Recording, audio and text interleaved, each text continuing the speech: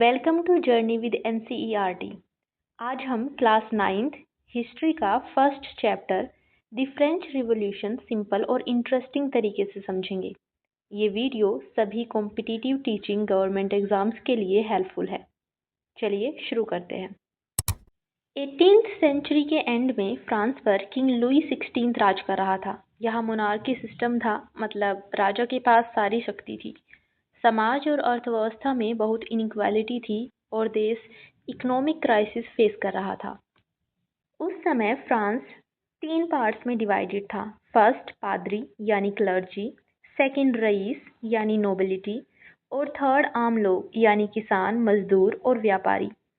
इन तीनों पार्ट्स को first, second और थर्ड एस्टेट बोला जाता।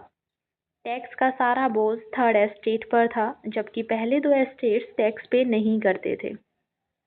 फ्रांस ने कई कॉस्टली वॉर भी लड़ी थी, जैसे लुई 16 के ही समय में अमेरिका के 13 कॉलोनीज को ब्रिटेन से आज़ाद कराने के लिए लड़ी गई वॉर। इन्हीं वॉर्स की वजह से देश कर्ज में डूब गया। टैक्स केवल आम लोगों से वसूला जाता था, ऊपर से अनाज की कमी और रोटी के प्राइसेस बहुत हाई हो गए।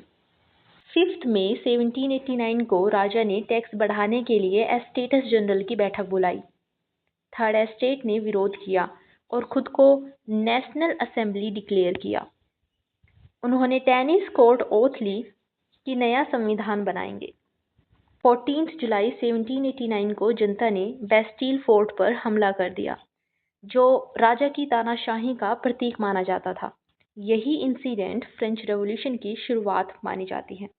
अगस्त 1789 में नेशनल असेंबली ने declaration of rights of man and citizen pass किया, जिसमें लिबर्टी, इक्वालिटी और फ्रेटर्निटी राइट्स की बात करी गई। साथ ही क्लर्जी और नोबल्स दोनों के ही स्पेशल प्रिविलेजेस को ख़त्म कर दिया गया।